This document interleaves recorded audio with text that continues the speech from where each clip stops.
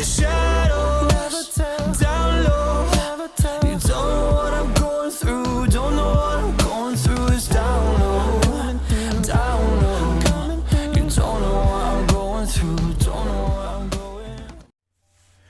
Hey, welcome back TPL Nation for another draft analysis. And in this one, we have probably one of my favorite teams in the TPL for Season 3, and that is the San Diego Apex. And I gotta say, I really like this team. Angel's a great battler, and I feel like he really has a lot of new tools on his team to really take him a lot farther than he went last season. And for starters, we have the good old Toxapex. I'm not going to stay on this Pokemon too long. We all know what this thing does. Regenerator, it's annoying. It gets out. Black Sludge, knockoff Toxaspikes, Haze, and Scald. It's very annoying. It can run some other things. Baneful Bunker can be really nice for stalling out Dynamaxes. I think all in all, Toxapex can just be very annoying in a lot of situations.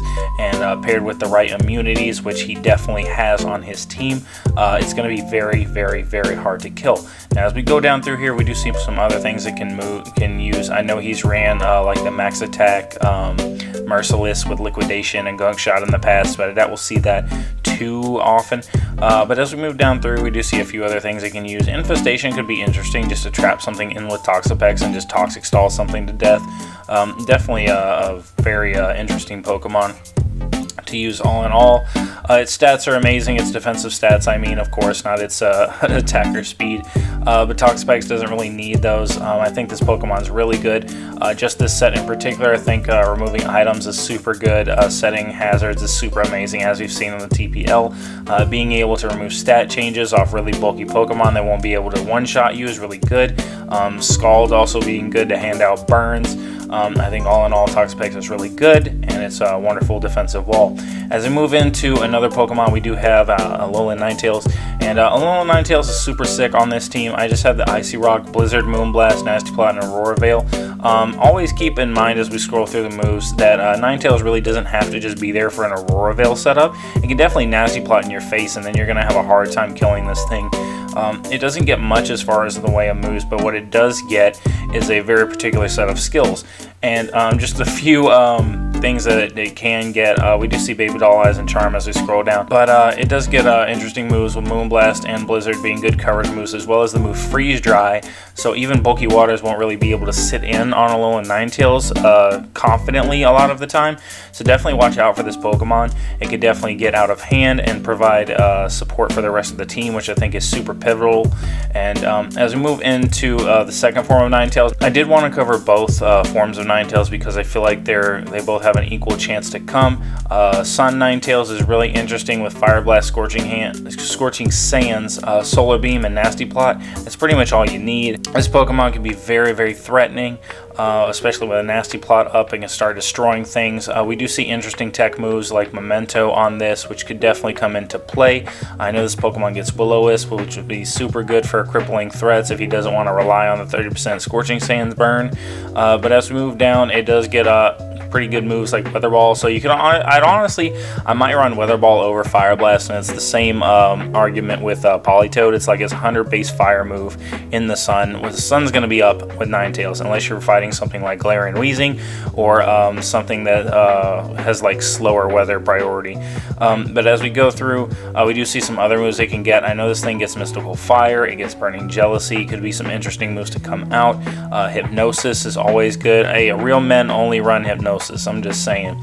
But as we move down, we could see some other interesting moves that this thing could use. It does have Imprison. I could definitely see that for maybe like the Sun Mirror match, possibly. It's a really good Pokemon, all in all. I think both forms are really good.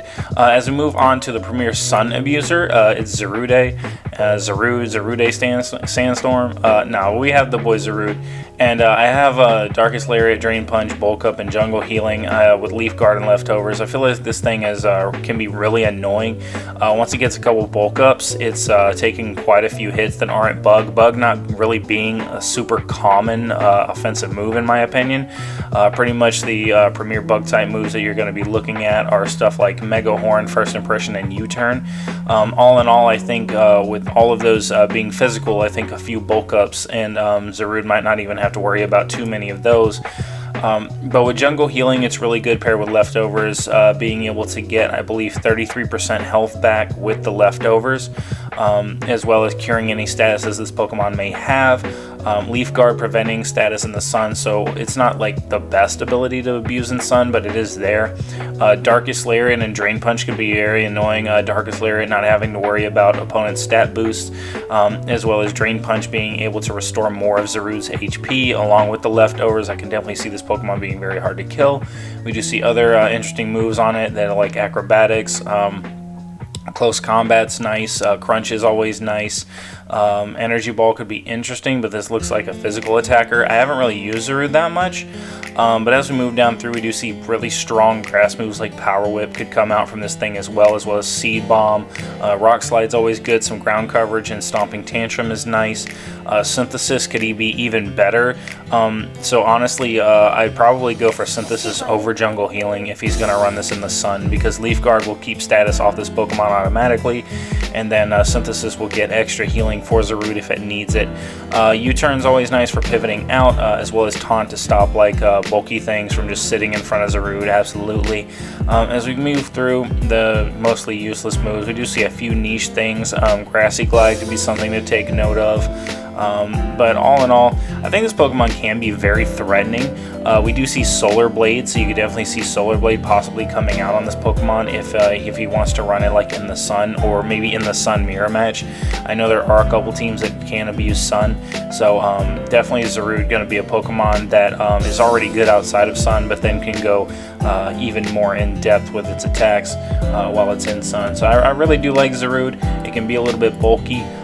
Its defenses are decent, its HP is nice, 120 attack is nice, 105 speed is really good, in my opinion, just beating out a lot of things that are base 100, so all in all, I think this monkey's going to put in some work. As we move on to the Premier Hail Abuser, I have Arctivish with Choice Scarf and Slush Rush.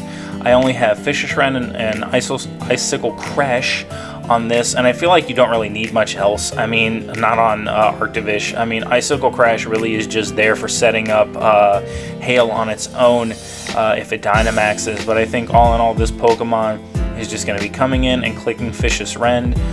In the Hail, it will double its speed. I did give its Choice Scarf because even with the double speed from Slush Rush, it's still really, really slow. So I feel like if we did have that Choice Scarf, this Pokemon could actually outrun things that aren't Scarf, which I think would be very good for his team. He doesn't have to run it. He could always run like a Choice Band, or maybe even a Life Orb if he wants to Dynamax or whatever. Arctivish can put in work. It's pretty much just another slightly worse form of Dracovish in my opinion. But all in all, there's a lot of interesting things he can get from Hail, and I feel like Arctivish can really put in some work. You know, it's got a shallow move pool, but at the end of the day, you really only need Fishious Rend and Icicle Crash. Like, what else do you need? We move on to one of the best Pokemon, one of my favorites, Crocodile. And I love Crocodile because it can be offensive and defensive. Now, I did have max attack and max HP on here before for like a Intimidate Life Orb.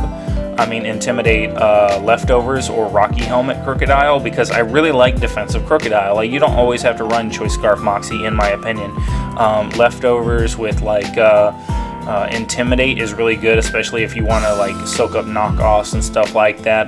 Crocodile obviously resisting knockoff, as well as being able to put off really strong attacks. And I do have the Choice Scarf Moxie with the Aerial Ace, Knockoff, Earthquake, and Close Combat. This Pokemon also being able to Dynamax on his team can be very threatening. He doesn't always have to run Choice Scarf Moxie, but I do have it on there for the 92 base speed. 117 attack is really nice. Crocodile has decent HP, okay defenses, not the best in the world, but I feel like depending on your spread, depending on your set, Crocodile can really shine offensively and defensively. If you don't believe that, then fight me. Alright, we move on to probably one of the main walls on the team, the Claydol. Now, this Pokemon's going to be annoying. If you don't think Angel's going to run this set one of these weeks, you're out of your gourd, okay? Stored Power, Cosmic Power, Rest, and Stealth Rock. I'm going to let that sink in for a second. So this Pokemon is really good. It can Rapid Spin, you know. But as we move down through, it does get quite a few other moves like Ancient Power, you know, Dazzling Gleam could be interesting to come out on this Pokemon. It does get Rapid Spin for removing rocks if he does want to run more of a support Claydol. But all in all, I think Claydol can be really like instrumental as a rock setter, not only as a rock setter, but also something that can sweep late game, because maybe the only one or two answers that your opponent really had reliably to taking Claydol out fast already got removed by threats like Crocodile, Arctivish, or Tyrantrum, or Zarude. So you're sitting there with a Claydol in the back, and and he can just be like, man, I can just like run this thing in and really just smack teams up. Claydol having really good defenses. Its HP could leave something to be desired. It does have leftovers, so I know I ran a lot of Pokemon with leftovers on this team, but all in all, I think Claydol is pretty good. He can run it physically defensive or specially defensive, and let's not forget that with the Levitate ability, it does provide a really good switch in for the Earthquake moves, the ground moves that are going into Toxapex. Claydol being very threatening with stuff like that. You could definitely see it switching in on something that's Choice Band into a ground type move, or maybe a Psychic type move, and then Claydol coming in and starting to Cosmic Power up on the opponent. And once it's got a couple Cosmic Powers up, like, this thing is pretty much going to be impossible to kill, even with rest. If you don't have something that can set up on this thing and kill it 1v1, Claydol can definitely get out of hand and quite quickly become unkillable. And with stored power, I feel like that's going to be really strong. You definitely don't have to run Stealth Rock. If you wanted to, he could just run Calm Mind. I know he has plenty of other Stealth Rockers on this team, as well as Hazard Setters and Toxapex. So Claydol, I feel like we could definitely see put in work, and this is definitely just another bulky mon for the San Diego Apex. Now, as we move on to the Week 1 champ, the Week 1 MVP, we do have Tyrantrum. Just for the lulz, for my boy Angel, I do have the Choice Scarf Rockhead with Head Smash, Close Combat, Outrage, and Earthquake. You definitely want to run like your hardest hitting moves if you're going to run Rockhead. I didn't really see much else that could do recoil other than Head Smash. Now, Head Smash being very high risk, high reward, obviously, with 80 base power, 80 base accuracy, it's kind of missing 80% of the time almost. But all in all, I feel like Tyrantrum can do a lot of things. It gets, why does Tyrantrum have Charm? Anyways, as we keep moving through, we do see a lot of other moves it can use, like Scale Shot to boost its speed. Tyrantrum being a very good and versatile Pokemon, of course it does, if he doesn't want to use Rockhead, because it doesn't have to be a Head Smash machine week to week, he could run Strong Jaw. He could even run something like Life Orb or Choice Band. I know he did Dynamax this originally, but all in all, I think this Pokemon can be really good with moves like Crunch and other biting moves. All in all, Tyrantrum, really good Pokemon. Its stats are pretty darn good. 71 base speed makes it a pretty good surprise Choice Scarf. 121 attack, it means it's really hitting super hard. 119 defense and 82 HP is pretty decent for taking hits on the physical side. The special side, not so much.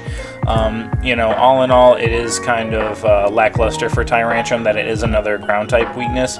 But I feel like with the immunities, the dual immunity in Claydol and later on Zapdos, I feel like that's really not an issue. Honestly, Crocodile could probably take some ground moves too if you're running that Intimidate set with some bulk on it. Zarude doesn't really care about Earthquake or Psychic, so that's another thing that I did leave out by accident there. So a lot of team synergy going on. This Pokemon really cover each other's strengths and weaknesses very well, I feel. And then we move on to the last, but definitely the not least, is the good old Zapdos. And I feel like Zapdos Galar is super strong for his team. Defiant being a great ability to take something like Memento or Parting Shot, Intimidate. All in all, very good move. Very good ability. We've seen that on Bisharp, really turning that Pokemon into an offensive threat with stuff like Sucker Punch. But I feel like Thunderous Kick, Blaze Kick, Brave Bird, and U-Turn are probably some of the best moves it can get.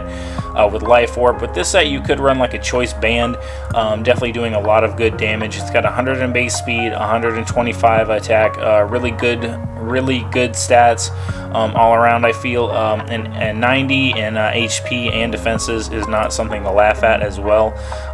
It doesn't get Roost, which is kind of unfortunate, but what it does get is a very particular set of skills. With stuff like Bulk Up, you can see Close Combat coming out for something even stronger than Thunderous Kick if it wants to use that. Facade could be interesting for like the Toxic Spike mirror match, as well as just absorbing a burn and still being able to hit back decently well. Substitute could be really nice for like a sub bulk up set. You know, as we move down through, it does get some other things like Taunt, which could be nice in case just to shut down like really strong defensive Pokemon. Dual Wing Beat could be interesting just if you want to like break subs. That could be very nice if you're worried about something like a Mimikyu or Ice-Q that can take a physical hit and pretty free. Dual Wing Beat can still get some chip on stuff like that. But as we move down through, there are a few other things they can get, but nothing too crazy. It does get Reversal. Did we see Endure? It does have Endure Reversal, so you could run Endure Reversal Select. I know that's a little bit of heat that got popularized by the Blaziken, but all in all, I think that's a decent like niche set. I know I might get some hate for that one, but all in all, I think this Pokemon can really put in some good work, and we see Tyrantrum already earning its shiny. I have no doubt that other Pokemon on this team will put in equal work as the weeks go on in the TPL. All in all, I really like this team. I really love its synergy with each other. It can really be good matching Angel's playstyle of being able to predict the opponent and their switches into predicted attacks that the opponent might go for. I feel like Angel's playstyle is very safe a lot of the time. He doesn't necessarily want to just leave stuff in to threaten them, to take threatening hits when he has plenty of other options, and I feel like this team matches it very well. You can definitely tell that he thought a lot about this squad, and it really does help his Pokemon a lot. I think having two Pokemon like Zarude and Claydol to just take both of two of Toxapex's biggest weaknesses in Psychic and Ground is super good. Claydol even giving it the Electric weakness. So honestly, Claydol, perfect partner to go with Toxapex. I definitely think that this team will put in a ton of work, and I feel like Angel is already on his way to another playoff match. So I'm gonna catch you guys later. Oh wait, I forgot to do the ranking. So I think all in all, I think I'm gonna give this team an 8 as well, because I feel like this team gets a higher rating from me, just because of the overall synergy is like super nice. Like obviously there are a little bit of a rock weakness with both the Ninetales is there, the Arctivish, that's pretty much it. Claydol can spin rocks away. It's not really worried about rocks at all. It does resist Stealth Rock. So he does have that option. I think Zapdos can defog. If it can't, then I do apologize. No, it doesn't look like it does have defog, which is interesting because I know regular Zapdos has that. But overall, I think it doesn't really matter too much about that. It doesn't really matter too much with that rock weakness.